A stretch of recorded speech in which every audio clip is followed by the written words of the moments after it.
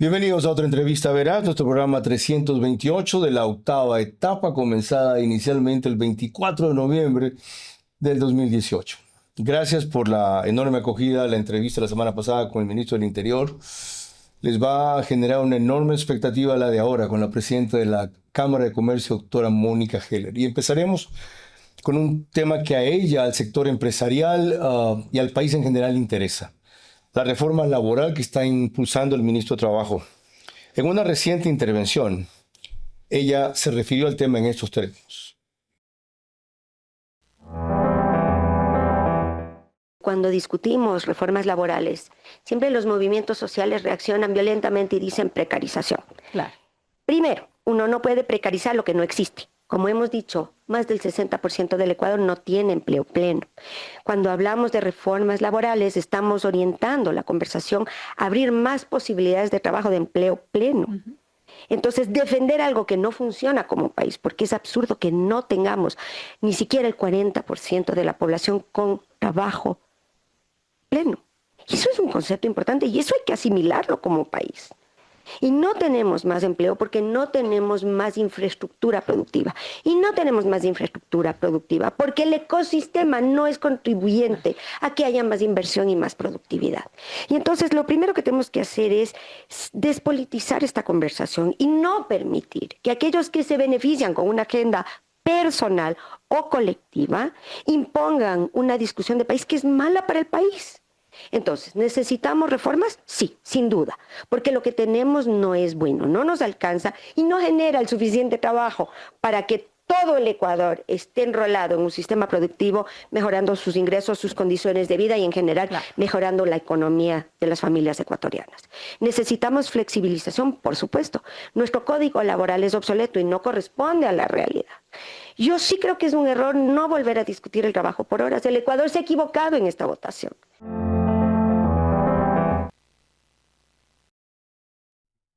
Eso fue recién el año pasado, tan cerca como diciembre. Pero a propósito de la flexibilización que mencionaba ella ahí, tema que ha retomado en un aspecto para varias reformas del ministro de Trabajo, quisiera preguntarle, para empezar, luego darle la bienvenida, si esta reforma camina hacia llenar todos los vacíos que usted apunta ahí. Buenas noches, muchísimas gracias por la invitación. Claro que sí. Ecuador necesita modernizar su esquema laboral. Esta posibilidad permite más flexibilidad, mejores condiciones productivas, mejores condiciones para el colaborador porque le da unos espacios más ampliados de ocio. Va a permitir ampliar la empleabilidad de grupos vulnerables como jóvenes o mujeres. Y entonces, en definitiva, es una buena propuesta. Es una propuesta que el sector productivo aprecia y aplaude y que ojalá se vea prontamente reflejada en más empleo pleno, mejores condiciones de vida y un mejor ecosistema productivo. Como usted dice, les pagan en ocio, pero eso no es lo que necesita siempre el trabajador, sino remuneración.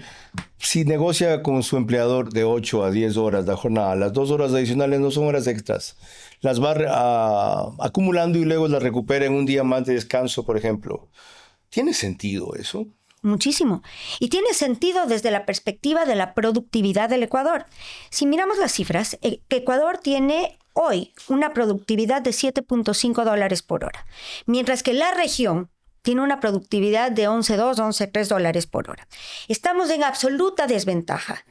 Y es que no tenemos un sistema laboral y un código laboral que acompañe lo que está pasando en la modernidad. Como usted acaba de decir ahí, eso es porque el ecosistema ya no anuncia ni contribuye a estas medidas. Pero entonces apuntemos a cambiar el ecosistema antes de hacer parches y más parches. No, esta es una buena medida y esta medida hay que apoyarla porque beneficia a la productividad, porque va a contribuir a la empleabilidad, porque va a mejorar todo el sistema ¿Por qué productivo. sube la productividad? Porque tú tienes hoy grupos vulnerables que no pueden trabajar, por ejemplo, ¿no es cierto? Tienes los jóvenes que estudian en la universidad, que no controlan sus horarios, pero que sí pueden tener una flexibilidad laboral y acomodar sus horas de trabajo, porque aquí hay que aclarar varias cosas. Uno, no cambia el número de horas de trabajo. Y dos, esto se da por mutuo acuerdo. Eso quiere decir que el colaborador puede escoger y ponerse de acuerdo con su empleador en función de sus necesidades personales, y el empleador puede acomodar la decisión en función de las necesidades productivas. Pero no te pagan en plata. Pero te pagan en descanso y finalmente estás cobrando las mismas horas. No ha cambiado el esquema de 40 horas laborales. Qué importante. Entonces, apegarse, porque toda la discusión que tú estás teniendo es realmente una discusión sobre las horas extras, el pago de las horas extras. Correcto. Porque el recargo nocturno no se ve afectado. Ajá. Entonces, Se mantiene. Se mantiene. Hay el 25% más. De recargo nocturno. Pero además, si el colaborador no quiere apegarse, no está obligado a hacerlo. Entonces, esta es una discusión que no tiene sentido. Porque Es una cuestión opcional. Es opcional. No es que le dices, mira, te propongo trabajar en estas jornadas, si no aceptas te vas. Es que tiene que haber mutuo acuerdo. Así está planteada la ley. Pero en el caso de que un empleador le proponga eso al trabajador y el trabajador por cualquier razón no acepte, no es que la consecuencia es te vas. Tiene que ser por mutuo acuerdo. Habrá empleadores que por supuesto ejerzan la fuerza de ser empleadores, y por supuesto esa es una discusión que siempre vas a tener. Hay esta sensación o esta narrativa donde se ha permeado en la sociedad la idea de que el empleador impone a la fuerza porque es el que controla. Pero yo tengo que decirte primero, el empresario ecuatoriano es bueno y es noble y está comprometido con sus colaboradores porque hay un gran proceso de entrenamiento, de adaptación. Tú no quieres que tus colaboradores se vayan porque has invertido en ellos. Exactamente. Entonces, hay que desmitificar te cuesta esta más caro conversación. emplear uno nuevo, aunque le pagues menos, porque la curva de aprendizaje, como dicen ahora, es muy larga y tarda en rendir lo que el antiguo. Además, Carlos, yo creo que hay que despolitizar y desmitificar estas conversaciones, porque le han hecho daño al Ecuador. Lo primero es imposible. Una propuesta, una propuesta política nace de no un es una gobierno. propuesta política, Es una propuesta productiva. No es una puedo estar de propuesta acuerdo. ideológica, es una propuesta No debe política. politizarse, es malo politizar No debe estas conversaciones. partidizarse. Ni politizar. Pero si lo propone un gobierno, ¿qué otra cosa más va a hacer que política? Es como si la propusieran los sindicatos o la propusieran los gremios. Yo creo que el Ecuador necesita mirar más allá y necesita entender que esto no es sostenible en el tiempo. No tienes ni un 40% de la población, como lo he dicho en la entrevista, que tenga empleo pleno. No tenemos productividad. No somos competitivos en productos de valor agregado en el extranjero. Hemos mejorado las exportaciones significativamente en materias primas, pero tenemos todavía un enorme camino por recorrer en exportación de producto terminado. Entonces no podemos aferrarnos a normativa que A, es mala, B, ha producido malos resultados en empleabilidad, C, no contribuye a la productividad y D, está obsoleta en el mundo. El mundo entero está discutiendo hoy cuál va a ser el impacto de la inteligencia artificial en la empleabilidad. Y aquí seguimos hablando de precarización de derechos, de un código laboral del 38. Es que estamos fuera de nuestro tiempo. Ya ven por qué está invitada la doctora Mónica Heller de vuelta después de mucho tiempo. Hace 2 años, ya ven por qué. Se necesita alguien que con esa claridad y esa vehemencia, pero sobre todo con esa argumentación, defienda el punto de vista empresarial, que es el mayor empleador del país. 9 de cada 10 personas con empleo adecuado están en el sector privado. Más adelante recordaré cómo los ecuatorianos trabajamos, cuando me tocó a mí en el extranjero un tiempo, cuando le toca a muchos colegas ahora, 10, 12 horas ininterrumpidas. Sí, claro, ganan 15 dólares la hora, 35 dólares la hora, en un país que tiene otros costos. Y ahí no hay queja. Todo lo contrario. Se busca una cajera de supermercado trabajar 4 horas más de las 4 que le dan. Pero aquí seguimos todavía en tiempo de dinosaurios. Es hora de mirar más allá, como dice nuestra invitada.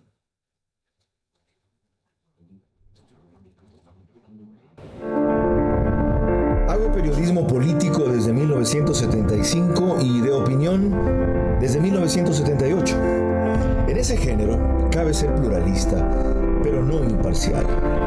Mi experiencia en la búsqueda de democracia exige dejar fuera a quienes la dinamitan y criticar a quienes la construyen para que el modelo sea veraz.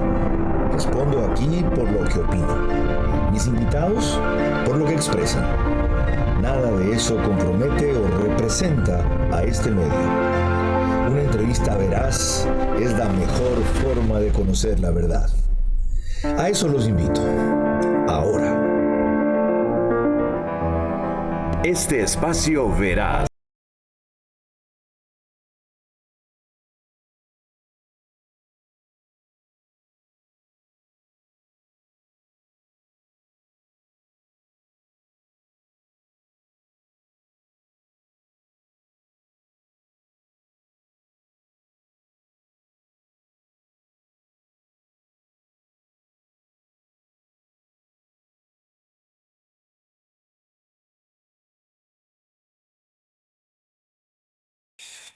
De vuelta con la doctora Mónica Heller. Buenas noches a todos. Ella tiene un doctorado en jurisprudencia de la Universidad de París y la Universidad de Boston, un BA y un BS en Administración de Negocios en la Universidad de Tulane. Es presidenta de la Cámara de Comercio de Quito ya en su segundo periodo. Antes fue CEO y fundadora de M. Heller Group, cónsul honorario de la República Dominicana, socialista. La República Democrática Socialista de Sri Lanka. ¿Sigue siendo? Sí. ¿Usted qué hace de cónsul de una república socialista? Hay conversaciones largas y profundas sobre ese tema. Ok, miembro del directorio de la Cámara de Innovación y Comercio Ecuatoriano de Israelí, concejal del Distrito Metropolitano de Quito. ¿Cuándo fue? Uy, hace muchísimos años, ya ni me acuerdo. Yo tampoco me acuerdo de esa cuestión. Miembro del Consejo Consultivo de la Presidencia de la República. ¿Eso existe? En un periodo anterior, no actual. Ok. Presidenta de la Fundación Kerem Kayernet, enfocada en la conversación ambiental. Esa tampoco me la sabía, en la conservación ambiental. Y promotor y gestor de proyectos de regeneración urbana y turística como La Mariscal. Casada, 2 hijos. No parece la edad que tienen, no lo voy a decir. Si ella la quiere decir, no hay ningún problema. Les recuerdo que nos pueden seguir por Facebook y YouTube de Carlos Vera. En Extreme, canal 15 de Vito TV o 709. Si prefieren alta definición, en DirecTV el canal es 194. Corresponde a Manavisión. En estas 2 cableras, cerca de 25,000 hogares se conectan directamente los sábados.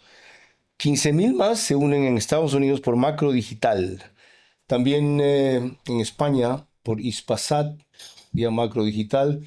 23 de 24 provincias del Ecuador, una cablera en Colombia, otra en Perú, que Zapping, el canal allá es 129, creo que cambió a 152. Verifiquen 5 países, 148 cableras por Macro Digital. En radios, las 2 de mayor cobertura nacional, Caravana, 750 AM, T-Blue, 88.9 FM, ambas del Grupo Canesa. Después del fútbol, es del horario, perdón, como el campeonato comenzó, no es exactamente a las 10, a veces antes, a veces después. Alborada lo retransmite en 90.3 FM para Imbabura y Carchi, y Extrema pone el reprise en 92.5 FM solo los domingos, 20 horas, para Tungurahua y Cotopaxi.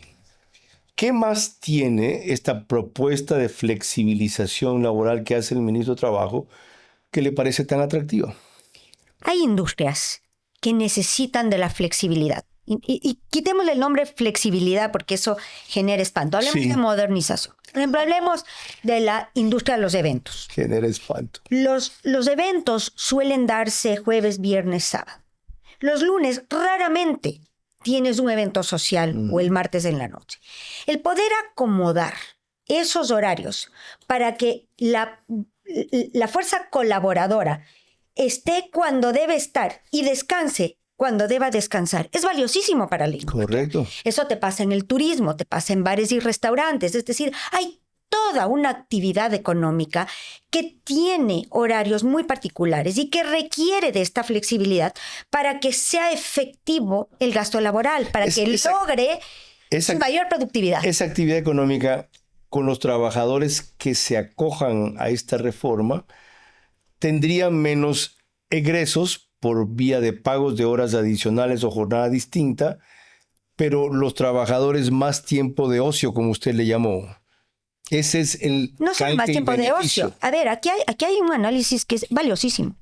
Cuando tú desperdicias costo laboral en horas improductivas, estás afectando las utilidades de la empresa. Y no te olvides que el colaborador ecuatoriano es socio de la empresa, porque la ley ecuatoriana exige el 15% de utilidades en repartición de los colaboradores.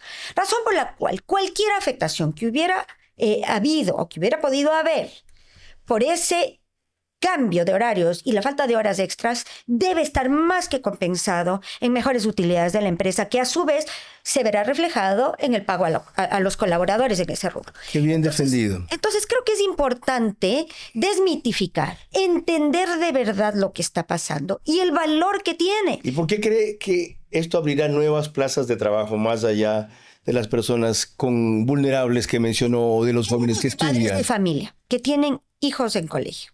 Quieren trabajar en la mañana mientras sus hijos están en el colegio, pero quieren estar en la casa cuando sus hijos regresan del colegio. Si quieren trabajar 9 a 3 de la tarde. Poder acomodar los horarios te da esa flexibilidad y te da esa libertad. Muy probablemente hay un enorme grupo de mujeres hoy que no integra la fuerza laboral porque no tiene esa flexibilidad, porque tiene que estar en casa cuando llegan los hijos. Te pasa con los grupos de estudiantes. Si tienes que ir a la universidad y no quieres abandonar el estudio, pero quieres producir algo de ingreso que mejorará el estado económico de la familia, la flexibilidad te permite maniobrar alrededor de los horarios de la universidad. Entonces debería haber una proyección. Si se implementa la reforma, aunque usted ha dejado muy claro que es voluntaria, que requiere negociación, consenso y parte, que no se puede imponer, pero debería haber un horizonte a corto plazo, si entra en vigencia el próximo año, ¿cuál es la estimación de cuántas plazas de trabajo nuevas puede abrir? Es muy difícil. Yo sé. Proyectar y es irresponsable lanzar un número al aire. Lo que sí estoy segura es que cuando tú tienes un país con un subempleo tan grande, el darle la posibilidad de legitimizar esos empleos y pasarlos a la formalidad tendrá no solo el beneficio directo para el colaborador de lo que significa tener un empleo pleno, pero aparte tendrás una contribución al IES, tendrás una mejor situación, ojalá, para los pensionados que hoy ven una pirámide decreciente de aportantes. Y aquí viene la otra parte. No hay problema con los que ya tienen un empleo formal o adecuado, como le llaman, en negociar una jornada movible, flexible de este tipo. ¿Qué pasa con los nuevos que quieran entrar en ese formato? Por ejemplo, recuerdo el concierto de Shakira. Dicen que dejó en Quito $55 millones. La manera en que movió la cadena productiva una semana fue espectacular.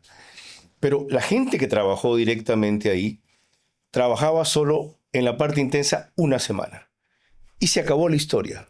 Durante esa semana, la gente contratada solo para eso, algunos cientos, ¿tiene beneficios laborales? ¿Es afiliada al IES?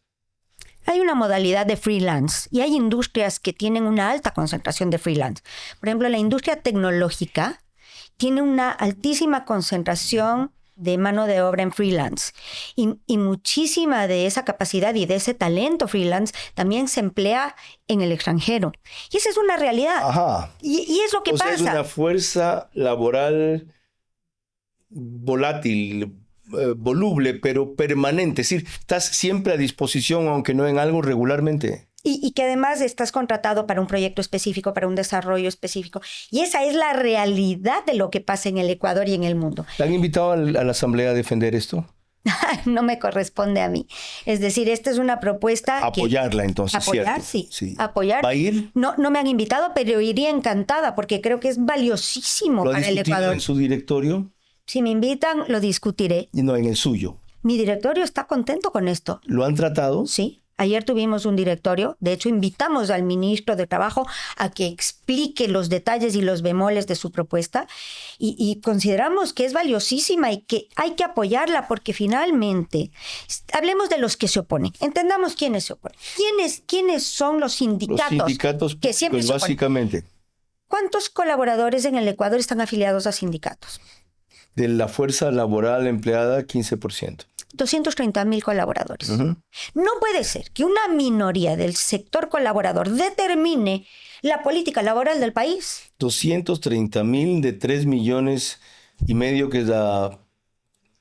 que es la cantidad de gente empleada con empleo adecuado en la población económicamente Entonces, activa. no puede ser que sean los sindicatos que primero tienen agendas, segundo que obedecen a intereses y tercero que hoy no son mayoritariamente representativos de la fuerza colaboradora, sea quien define la política laboral en el Ecuador. La doctora Heller mencionó al ministro de Trabajo. Revisemos la forma en que recién expuso su punto de vista en Teleamazonas.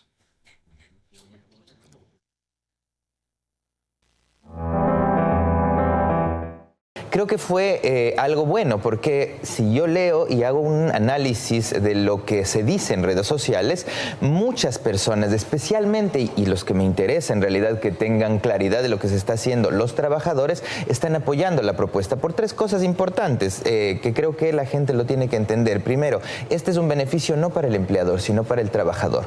¿De qué forma? Eliminamos este tema del famoso cargo a vacaciones. Yo tengo una colaboradora que tiene que hacerle las diálisis a los hijos los días lunes. No hay otro turno para poder hacer la diálisis del hijo. Puedo conversar con mi empleador y decirle, mira, yo necesito tener, si bien 2 días seguidos de descanso, puedo trabajar hasta el sábado y dame a mí la posibilidad de que domingo y lunes pueda tener libre. Pero manteniendo esta norma de que se deben completar las 40 horas de trabajo. No estamos afectando el Código de Trabajo. El Código de Trabajo está muy claro, 40 horas a la semana, 8 horas diarias, 2 horas extra que se podrían aumentar, que pueden ser pagadas a través de dinero o, de ser el caso con esta normativa, lo que se puede hacer es pagarlo con tiempo, que es lo más valioso que tenemos los seres humanos. El tiempo, es decir, si yo quiero trabajar hasta 10 horas diarias, puedo trabajar 4 días y tener 3 días de descanso. Esta es solo una de las medidas que pueden tomarse después de que sea rechazado durante tanto tiempo.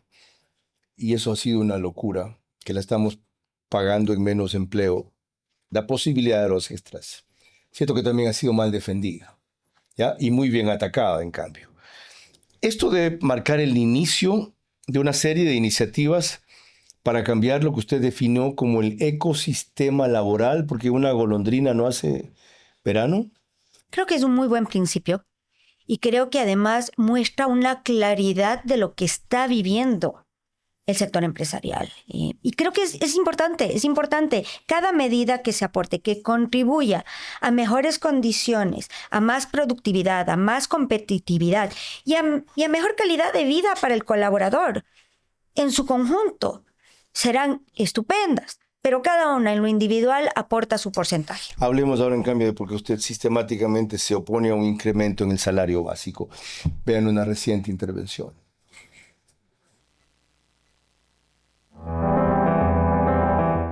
Siempre yo alerto que hay que tener cuidado, que aunque los incrementos salariales son buenos y son necesarios, cuando exceden lo que corresponde, ponen en riesgo la productividad, la competitividad y la subsistencia de las empresas, porque la carga salarial en Ecuador es muy grande. Ecuador es un país, y a la gente se le olvida, que paga bastante bien frente a la región. El nivel de sueldos en Ecuador no es malo, a pesar de que somos un país muy pobre, y yo reconozco que hay mucha pobreza y mucha necesidad, pero el problema no está en el nivel de sueldos, el problema está en el desempleo y el subempleo, es decir, apenas el 35, 36, 37% del Ecuador tiene empleo pleno. Entonces, cuando hacemos un análisis de sueldo, no estamos contemplando más del 60% del Ecuador. Y aparte tenemos decimos terceros y decimos cuartos. Y lo que se nos olvida siempre es que en Ecuador hay el 15% de utilidades para los colaboradores. Y eso es un aporte importantísimo al sueldo integral. Entonces, hay que reconciliar el análisis no solamente con una cifra, sino con el conjunto de los pagos, que hace que sea bastante pesada la carga laboral en el Ecuador.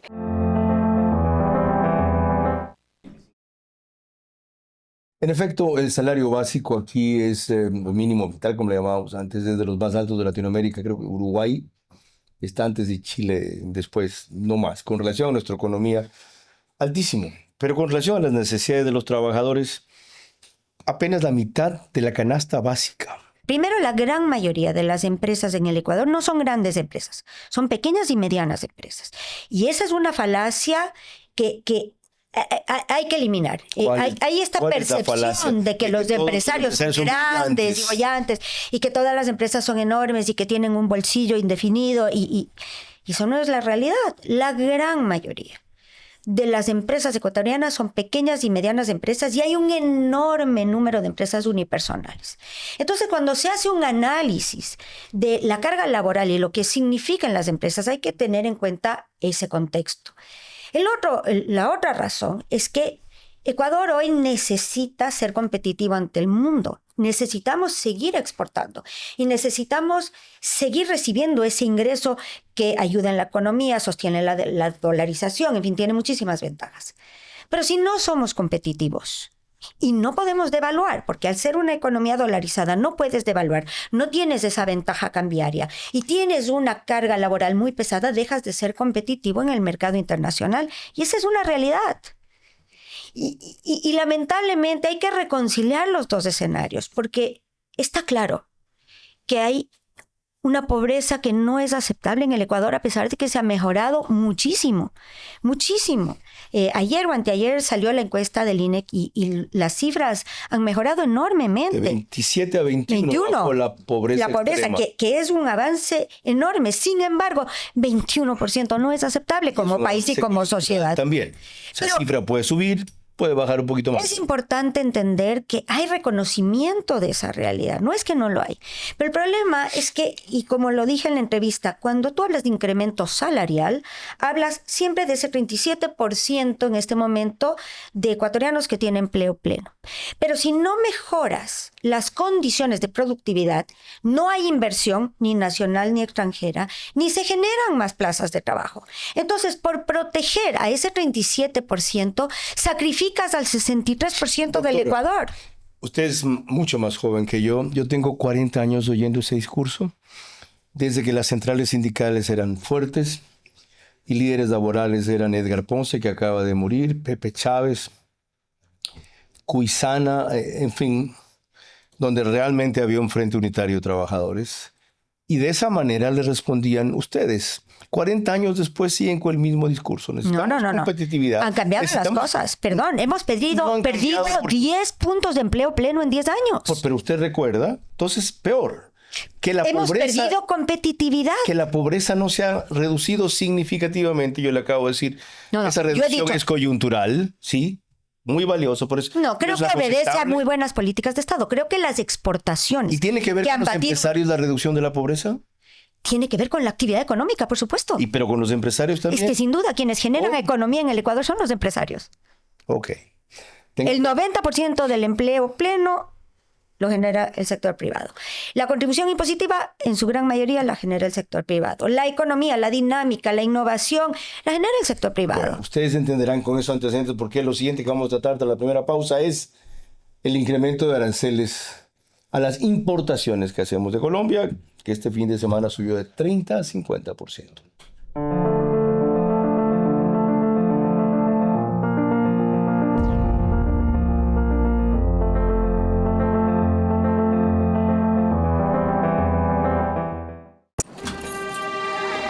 Con el Banco del Pacífico, el sueño de una casa propia se puede. Que tus hijos tengan espacios cómodos en donde crecer, se puede. Asegurar un techo futuro para los tuyos, se puede. Garantizar el derecho a una vivienda digna, se puede. Con el crédito Mi Casa Propia, se puede.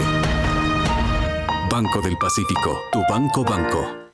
En los Skincare Centers de Pharmacy encuentro asesoría personalizada para completar mi rutina.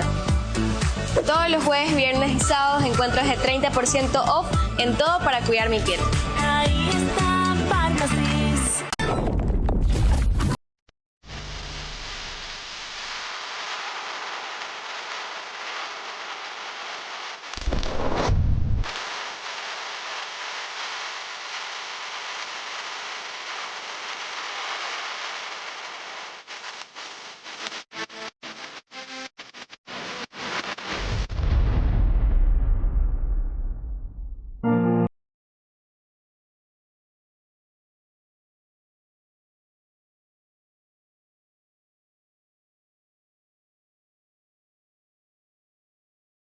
Entrevista Veraz con la doctora Mónica Heller, presidente de la Cámara de Comercio de Quito. No sin antes recordarles que es posible gracias a Banco Pacífico, Pharmacies, Marathon Sports, que acaba de lanzar la nueva camiseta de la Tri, que me gustó pero no me entusiasmó. Hagan algo más original, está sobria, elegante y todo. Pónganle algo que la vuelva memorable. Ya se sabe que va a ser inolvidable si pasamos más allá de Alemania 2006. Dirección aparte. Tempo Design también. Cardio Heredia, Euroblinds y Van Ecuador. El jueves, la SENAE nos hizo amanecer con este comunicado. Básicamente dice que por razones de seguridad, desde el 1 de marzo, los aranceles pasan de 30 a 50% de las importaciones provenientes de Colombia.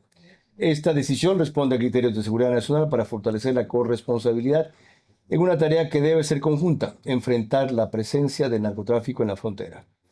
¿Cómo le evalúa usted? Aquí hay dos aristas. La una estrictamente económica y la otra de seguridad. En materia económica hay una afectación. Colombia es un socio comercial por naturaleza, por definición, por proximidad. Ecuador importa históricamente del orden de $2.000 millones en bienes y productos y exporta a Colombia, históricamente exportaba del orden de 900 millones. Y esto, por supuesto, va a sufrir una afectación. Hemos visto desde que se impuso la medida de aranceles por parte de Ecuador, una reducción más o menos del 80% de la importación desde Colombia. ¿Tanto?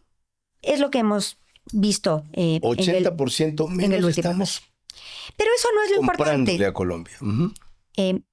Yo por eso empecé la respuesta diciendo que aquí hay dos aristas. ¿Cuál es la otra? La de seguridad. Y por supuesto aquí hay un bien mayor, que es la búsqueda de seguridad. Los ecuatorianos queremos un país con seguridad. Merecemos volver a un país de paz. Pero antes ya hubo la crítica de ustedes mismos, de que el incremento de 3% en el IVA no había ido exactamente a eso. No sé quiénes son ustedes y no me gusta generalizar. Yo no hablo por todos, hablo por mi gremio y mi posición siempre es consistente. No puedo responder por otros, respondo por mí. Y respondo por el gremio al que yo represento y siempre somos consistentes. O sea, hemos apoyado cualquier medida y cualquier decisión en pro de la seguridad. La frontera con Colombia son 640 kilómetros que hoy se encuentran absolutamente desprotegidos. El crimen colombiano entra sin restricción y sin control al Ecuador. Y ese es el bien mayor. Pero entonces restringamos esa entrada y no la de mercaderías colombianas. Es que esta es una medida de presión. Es una medida que le obliga a Colombia a tomar una decisión que no ha querido tomar por comodidad, por conveniencia, por negociaciones. Pero lo cierto es que hoy Ecuador es víctima de un nivel altísimo de inseguridad por una frontera que tiene paso irrestricto. Y está bien controlar la seguridad del Ecuador porque los ecuatorianos tenemos que entender dónde están las prioridades. ¿Que hay una afectación económica? Sí. Pero que ese no es el problema mayor también. Qué bien y qué raro que una empresaria, mejor dicho, singularizo como ella reclama con razón, que la doctora Mónica Heller lo entienda. ¿Cuánto hacen falta más actitudes patrióticas así? Nos duele, nos afecta, pero es necesario. Este país no entiende, porque no ven la guerra en otras partes, aunque ya la tienen en sus calles, que estamos en conflicto armado interno. Y con relación a la gravedad de la situación que pasamos, es poco lo que se ha pedido de contribución. Piénsenlo bien. ¿Ok? Cuando hubo la guerra con el Perú, que fue más corta, menos costosa, hubo una imposición inmediata. Bueno, otra empresaria que está ahora frente a la Cancillería, porque eso era básicamente Gabriela Sommerfeld, lo vio así cuando conversamos hace pocos días con ella para Del Día a la Noche.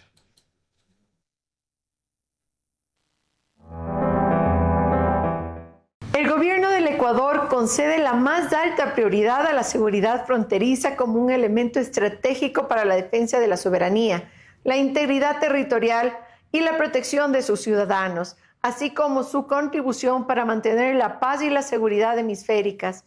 El Ecuador reitera su disposición de dialogar con Colombia en el entendido de que colabore en la lucha conjunta contra la delincuencia organizada transnacional y los delitos conexos, ejerciendo mayor presencia y mayor control efectivo en la frontera común, tal como el Ecuador lo ha venido haciendo como una política de Estado. A Petro le resbala. Ya veremos si después del 7 de marzo en Miami también. Pero no por eso el Ecuador debe cesar su presión y el llamado de atención al mundo. Recién cuando se hizo esto, se recordó la situación en que estamos, hasta que eso se solvente. Para eso es vital que otro gobierno, o un gobierno de otra línea, gane en Colombia. Y ahí también está en veremos, porque la oposición está dividida, como lo está en Quito, para tener una alcaldía diferente. ¿Cómo enfrentar esa situación que repercute en los empresarios? Es lo que trataremos con la doctora G.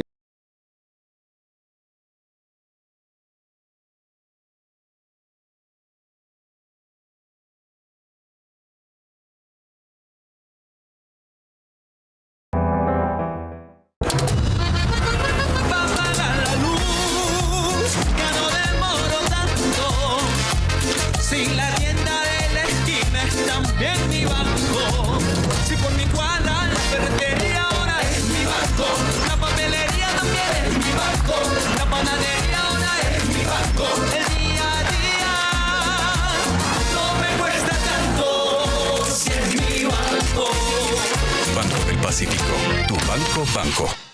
En los skincare centers de Pharmacy encuentro asesoría personalizada para completar mi rutina. Todos los jueves, viernes y sábados encuentro ese 30% off en todo para cuidar mi piel.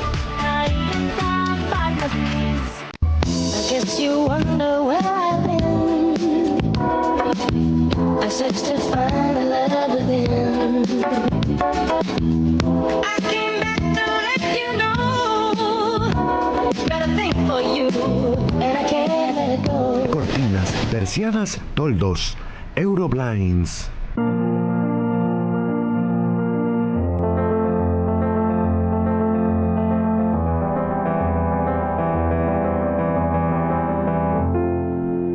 Proseguimos esta entrevista veraz con la doctora Mónica Heller, presidenta de la Cámara de Comercio de Quito, que dejó ya una pregunta planteada.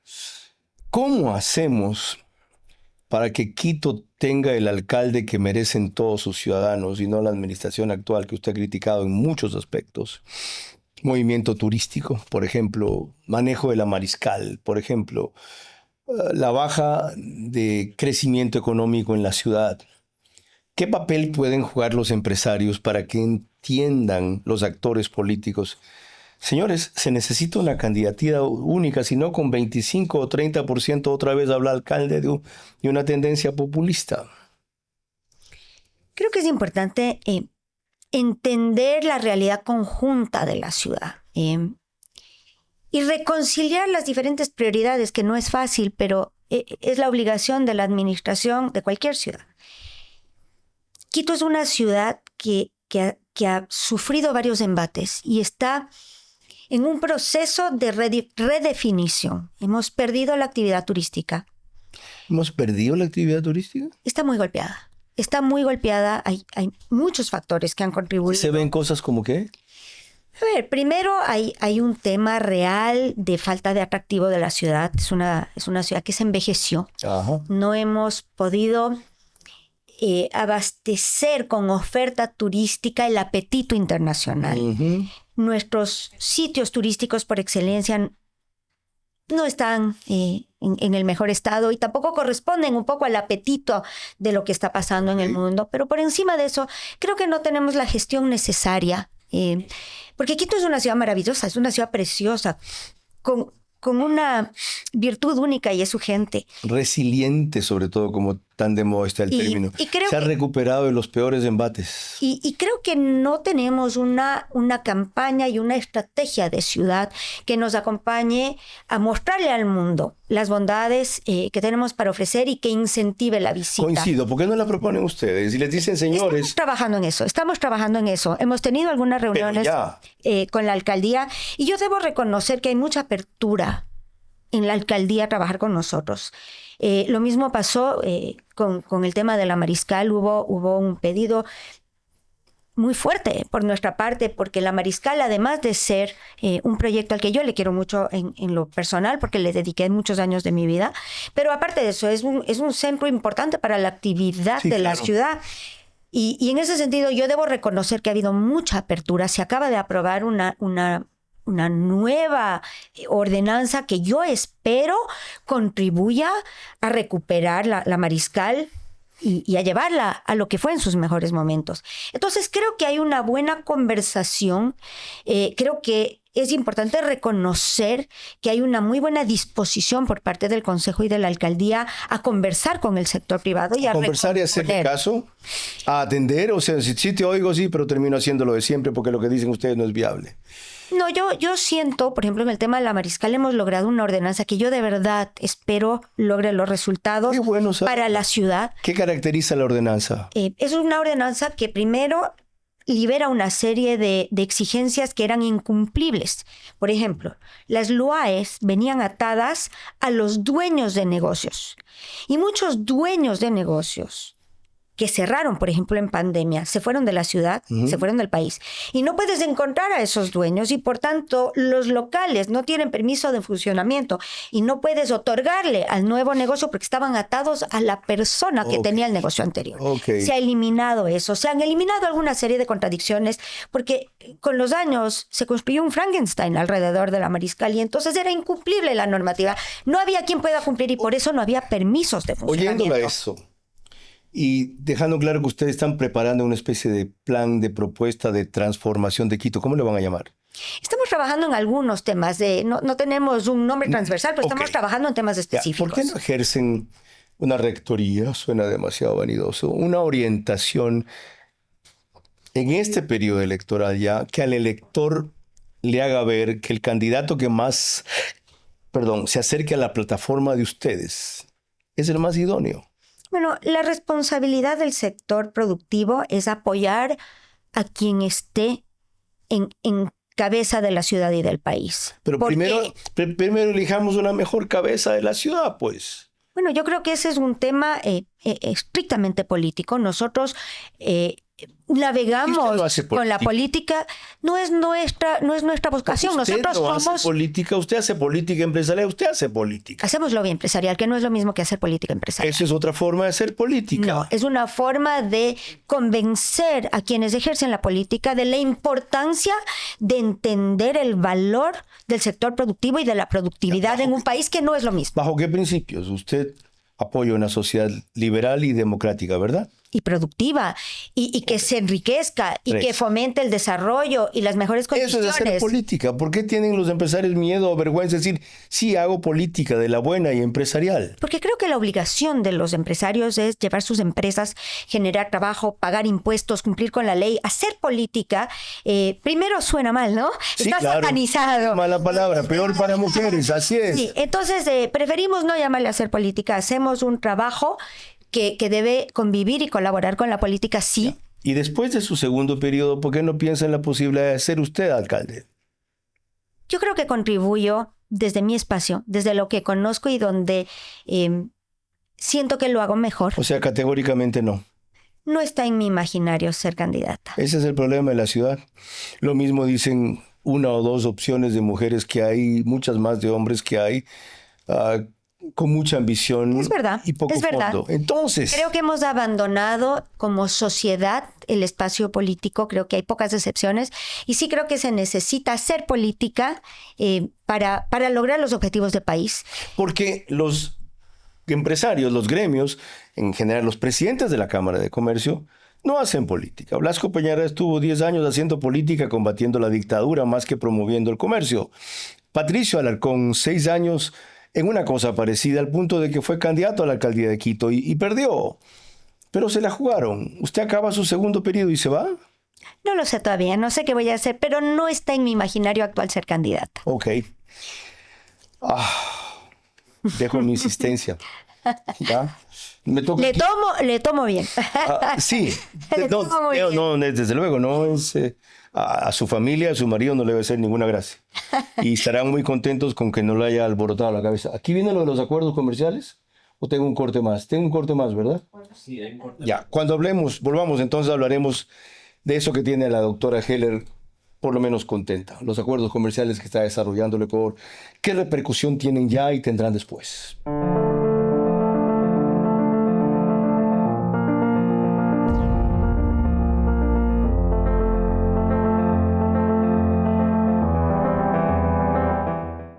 hablemos del sofá como el lienzo del color del año. Soy Paola Argotti y hoy estoy en Tempo Design. Para el 2026, Pantone eligió como color del año Cloud Dancer, un blanco suave y etéreo que representa calma, igual que el sofá Oda. Un sofá que permite dejar volar nuestra creatividad. No solo es cómodo, sino que se convierte en la pieza ideal para interpretar estas tendencias, especialmente porque es modular. Este tono no busca protagonismo, sino equilibrio. Por eso puedes combinarlo con tonos tierra y marrones para lograr espacios cálidos. El verdadero lujo está en un sofá que se adapta a tu día a día. Inspírate y vive el color del año con un diseño pensado para ti. Visita los showrooms de Tempo en Quito y Guayaquil. En Cardioheredia brindamos servicios cardiovasculares personalizados para tratar las más diversas patologías. Conoce nuestras especialidades: cardiología clínica, cardiología intervencionista, cirugía cardiovascular, angiología y cirugía vascular, electrofisiología, angiología intervencionista. Cardioheredia te cuida en cada latido. A las 22 horas. En exportaciones, 1 centavo es importante por acá. O sea, que vamos a estar en una posición muy interesante para poder. 1 centavo es importante. 1 centavo, por supuesto, ¿verdad? Embalado por 1 centavo se pierde el negocio. De lunes a viernes y domingos. El capo que muere, Mencho, no solo era un capo de narcotráfico. Él había logrado alianzas estratégicas con Asia para lo que era el fentanilo. Entrevistas que hacen historia. Estamos viendo por primera vez en mucho tiempo una alineación de prácticamente todos los estados del continente en contra del crimen organizado. Y preguntas que abren caminos. ¿Qué cambiarías en el Consejo de Seguridad? Solo 5 naciones y basta que vete una para que nada funcione. Vera a su manera. Lunes a viernes y domingos a las 22 horas. Por Facebook y YouTube. RTU. Radio Sucesos 101.7 FM. Vito TVO Extreme Canal 15 y 709 HD. Manavisión Canal 9 Manaví DirecTV 194. Radio Centro 101.3 FM.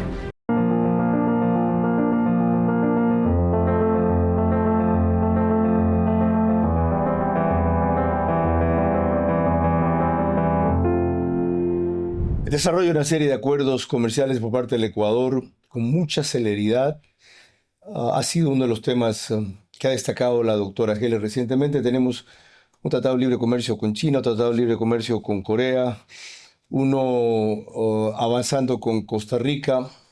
A largo plazo uno con Estados Unidos va a ser complicado, otros con el Mercosur, en fin. He aquí la opinión de esa líder empresarial sobre ese tema.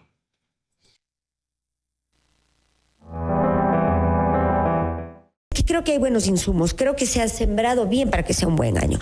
Creo que en tema de exportaciones estamos en muy buenas condiciones. Desafortunadamente ha caído el precio del cacao, que era uno de los temas importantes. Sin embargo, tenemos muy buen precio de camarón, muy buen volumen de camarón, tenemos banano, tenemos los productos no tradicionales y creo que eso nos sostendrá en el ejercicio de exportación, y tenemos muy buenos acuerdos internacionales y una gran gestión del sector público para que eso se dé. Y eso creo que es muy importante. Y yo soy optimista en ese sentido. ¿Cómo le ve usted al gobierno?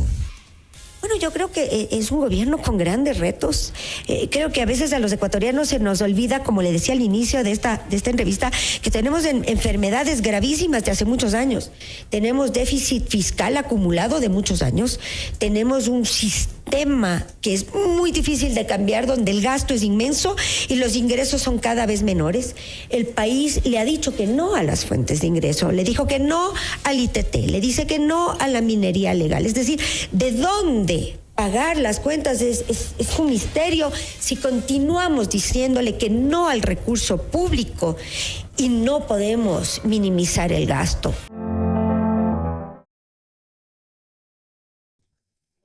Eso fue con Cristian del Alcázar el 24 de diciembre del año pasado en FM Mundo. Cristian es un fenomenal entrevistador. Más que nada es un interrogador. Él pregunta así como vieron. Lanza muchas cortas rápido, de tal manera que no te da tiempo a pensar a veces, ¿ya? Es un estilo y un formato bien complejo, pero muy divertido porque esto es en vivo. Y yendo al contenido, frente a esos problemas que usted describe y las perspectivas buenas que veía para este año, el 2026, ¿Qué debe hacer el gobierno? Primero agradezco que soy consistente porque me tiene marcadísima. Sí. Hemos visto un 2025 con un crecimiento importantísimo en exportaciones no petroleras. Y eso ha sido importante en la economía del Ecuador y en solventar algunos de los problemas del país. Yo espero que sigamos avanzando con más acuerdos comerciales. Hoy más o menos el 65% de la oferta no petrolera de exportación del Ecuador está cubierta por acuerdos comerciales. Entonces es importante esa gestión y estamos viendo que eso nos da más mercado y más posibilidades. Y creo que en ese sentido tenemos que estar muy contentos de los récords que estamos logrando y proyectarnos hacia mayor exportación desde el Ecuador. Los indicadores económicos que ha destacado sobre todo la ministra de Economía y el gobierno en general, ¿dan para optimismo? A ver, yo entiendo que esta pregunta tiene de largo y de ancho. Ecuador es un país con problemas grandes y problemas de muchos años y problemas que no han sido enfrentados técnicamente, sino políticamente. Y desafortunadamente son incompatibles las dos cosas en determinado momento. ¿Se ha enfrentado la economía técnicamente esta vez? Sí. Por eso los macroindicadores han mejorado muchísimo. ¿Y es sostenible eso políticamente? En cambio, que siempre fue el gran dilema. No sacrificar y ajustar lo que se ha hecho en función de lo que ya se empieza a cosechar. Mire, yo no soy una analista política. Le puedo decir que las medidas técnicas, a mi modo de ver, han sido muy bien tomadas y por eso tienes indicadores muy buenos. Tienes un riesgo país que ha disminuido muchísimo. Tuviste una emisión de deuda ecuatoriana que tuvo un apetito voraz y que hubiera podido darse en mayor volumen si se hubiera podido prever. Si es así, que yo comparto, porque los empresarios en general en Quito, no usted, mucho menos su gremio, están tan descontentos. No sé si están tan descontentos. Yo sí sé que están descontentos. Creo que los ecuatorianos somos... Y en privado más. Creo que los ecuatorianos somos un poco quejones a veces y creo que se nos olvidan los contextos. Es decir, creemos que si por quejarnos más vamos a obtener más, entonces está bien quejarse. En general, ¿por qué Quito se ha desencantado con el gobierno tan rápido? Yo no puedo decir que eso sea verdad. ¿No? ¿Siente que el presidente Noboa le hace más cercanía a distintos sectores en la capital? Yo creo que hay... ¿Pasa poco, que les se aproxima menos? Yo creo que hay mucho reconocimiento a las medidas macroeconómicas, porque sería absurdo no hacerlo, es que las cifras hablan por sí solas. Y creo que eso es valiosísimo como país. Pero también creo que hay problemas muy fuertes, muy profundos, que requieren de tiempo. Es decir, tienes un problema de salud pública, pero eso no se soluciona en un día. Eso requiere de cambiar el cimiento y de recomponer un montón de decisiones que han sido tomadas sobre los años y que nos han llevado a un mal momento. Tampoco se empeora al extremo que se ha empeorado ahora, pues. Nuevamente, no puedo estar de acuerdo. Yo creo que hay un trabajo de sembrar y las cosas toman tiempo. Y con esto no quiero pasar de defensora sine qua non y de aplaudidora, porque no es el caso. Creo que de verdad recomponer problemas profundos requiere de estrategia y requiere de tiempo. Doctora, usted está siendo, si me permite decirlo, justa y responsable. Justa y responsable, por si acaso. Y uno de los motivos es que no tiene o no se ve o no quiere o por lo menos descarta un horizonte político. Hay aquí una líder gremial empresarial que piensa en su país antes que en su gremio, como lo vimos en el tema de seguridad, los aranceles con Colombia, cosa rara hoy, y que ojalá su gremio valore suficientemente, porque no es una posición popular, pero mucho menos es antipopular. Quiero cerrar con lo que nos dijo casi hace 2 años, creo que fue por julio de 2024, cuando desarrollábamos este programa en otro lugar, respecto al problema con varios gobiernos, cuando este apenas llevaba pocos meses.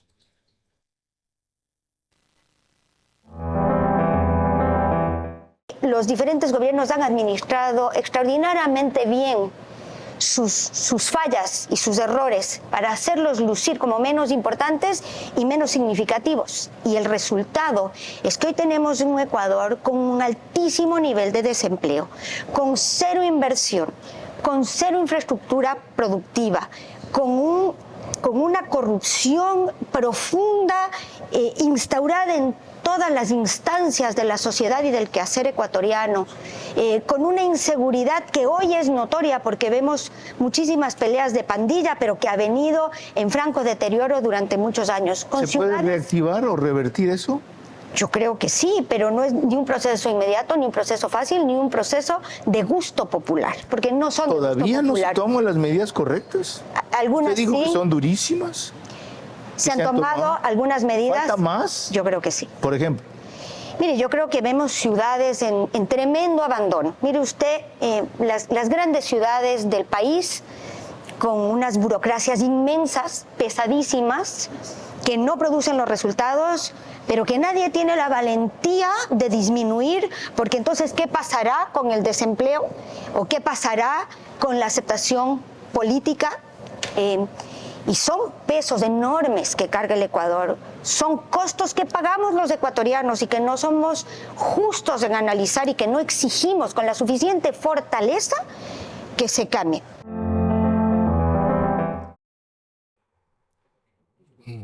¿18 meses después ha mejorado esa situación? En algunos aspectos sí. Creo que el reconocer que Ecuador necesita tener políticas radicales para combatir la inseguridad es un avance importante, porque mientras le ponemos tierrita al problema y decidimos no enfrentar, no hay ninguna posibilidad de que cambie. Y creo que hoy hay una conciencia a nivel de la población y a nivel del gobierno de que esa es una prioridad y que debe ser una política de Estado. Hay que combatir la inseguridad. Entenderá la gente que a corto plazo esas políticas radicales generan a veces más escozor, pero que ese es un tema transitorio que luego se revierte.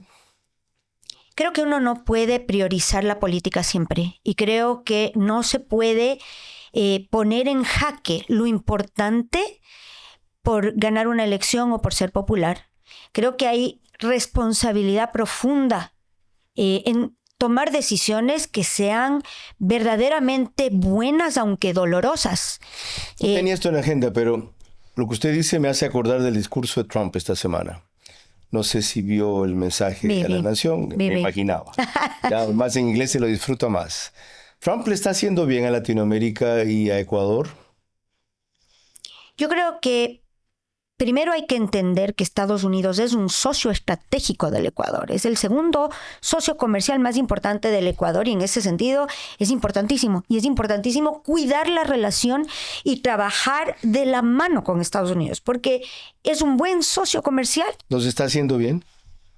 Yo creo que nos obliga a pensar en ciertas cosas, nos obliga a ser eficientes y efectivos en ciertas cosas y nos obliga a planificar de una manera diferente. Yo creo que hay mucho valor en eso. No puedo garantizar que los resultados serán necesariamente los que se espera, pero sí siento que, por ejemplo, seguir en una negociación de acuerdo comercial con Estados Unidos es importantísima porque necesitamos ese volumen y porque es valioso ese espacio y esa masa crítica para la exportación ecuatoriana. Doctora Mónica Heller, que no pasen casi 2 años sin que volvamos a conversar. Pero hasta tanto, dígame qué le queda por decir. Bueno, yo siempre contenta y agradecidísima por este espacio. Me encanta venir a Guayaquil, me siento muy cómoda en Guayaquil y espero que me inviten más a menudo. Será un gusto siempre estar aquí. Yo contento que la hayan reelegido y de ver su reacción. Como dije, ella es una política, mejor dicho, ella es una líder empresarial responsable que se atreve a decir cosas no fáciles y a veces nada populares, que usualmente los sindicalistas radicales rechazan, aunque muchos de ellos admiten que en el esquema actual a corto plazo no hay otras posibilidades. Ojalá esa actitud se replique, se amplíe, se multiplique, se mejora, se pula. No es la posición ideal, si es la posición mejor. Si alguien tiene otra posible que la supere, adelante. Pero ya es hora de que muchos líderes empresariales empiecen a jugarse no por un gobierno, por un país y un periodo que está haciendo cuestiones fundamentales para que no terminemos como México. Y esas cosas incluyen muchas que a mí también me desagradan, otras incluso con las que no estoy de acuerdo, pero que entiendo que deben pasar a un segundo plano porque el objetivo principal es claro.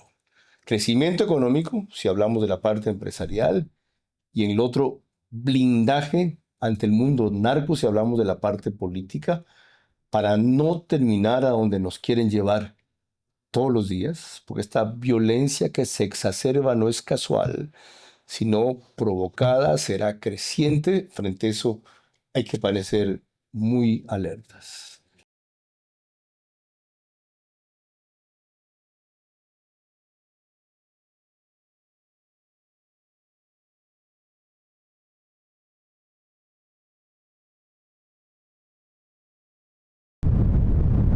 Este espacio Veraz llegó a ustedes gracias a Banco del Pacífico,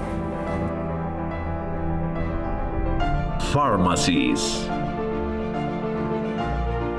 Marathon Sports, Cardio Heredia, Tempo Design, Euroblinds. Transmisión simultánea, Vito TVO, Manavisión, Macro Digital Televisión, Caravana 750 AM, Tiblu 88.9 FM, Alborada 90.3 FM en Imbabura, Extrema 92.5 FM en Tungurahua y Cotopaxi.